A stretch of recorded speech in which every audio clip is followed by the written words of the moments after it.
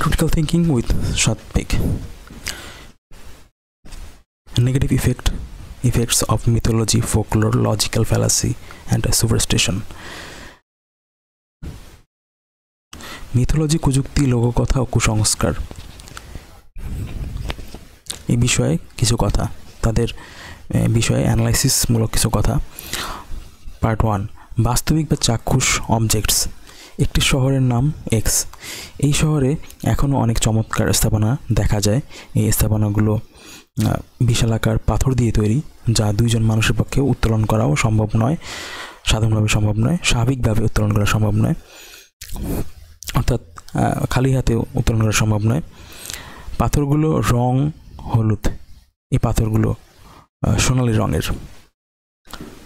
Part 2, কুযুক্তি, কল্পকথা, mythology বা লোককথা।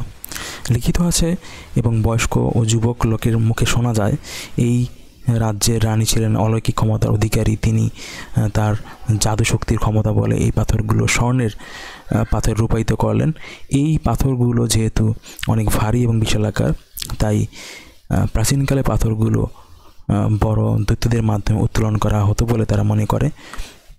রাজপ্রাসাদ এবং তার মাধ্যমে নাকি রাজপ্রাসাদ স্থাপনা তৈরি করা হয়।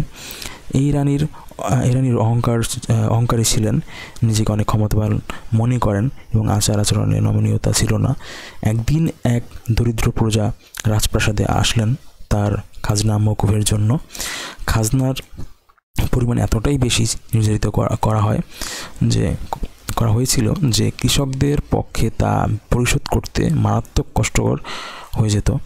রানী বছরের পর বছর খাজনার পরিমাণ বাড়িয়েই গেলেন। এই অত্যাচার সহ্য করতে না পেরে কৃষকরা অভিশাপ দিতে থাকলো। রাজপ্রাসাদের সম্মুখে আসা ওই কৃষকগুলোর আচরণ দেখে রানী রাগে তার চেহারা কালচে বর্ণ ধারণ করলো এবং ওই কৃষকদের বন্দি করে চরম শাস্তির আদেশ দেওয়া হলো। চলতে থাকলো নির্যাতন ও নিপীড়ন। কৃষক ও তাদের পরিবারের এই অভিশাপের প্রকোপে 7 দিনের মাথায় গভীর রাতে এক তীব্র ঝড় শুরু হলো। রানীর রাজপ্রাসাদের পাথরের দেয়াল ভেঙে পড়তে শুরু করলো। ভাঙা দেয়াল রানীর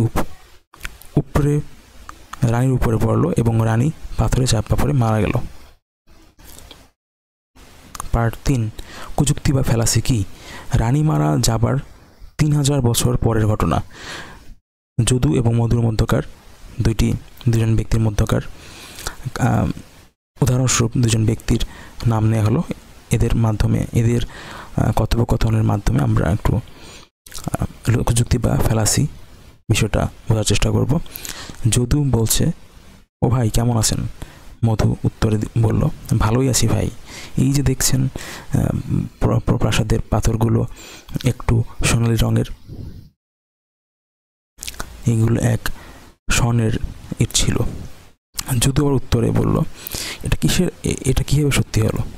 মধু বলল, কেন, আমরা এলাকার সবাই জানি, ছোটদের গল্প বইয়েও পড়েছি। কেন দেখছেন না প্রাসাদের ইটগুলো এখনও সোনালি রঙের? যদু উত্তরে বলল, সোনালি রঙের দেখতে, তাই 1000 বছর আগে এটা স্বর্ণের ছিল। পরে অভিশাপের কারণে এই পাথরগুলো এটা সাধারণ পাথরে পরিণত হলো। এটা কিভাবে সম্ভব? এখন এই পাথরগুলো স্বর্ণের না? সে প্রশ্ন জুড়ে বসলো। অদ্ভুত যুক্তি ভাই, এটা একটা লোককথা বাস্তব ঘটনার সাথে কিছু কাল্পনিক বিষয় সংমিশ্রণের ফলে মানুষের ভিতরে একটা লোককথা ছড়িয়ে পড়ে।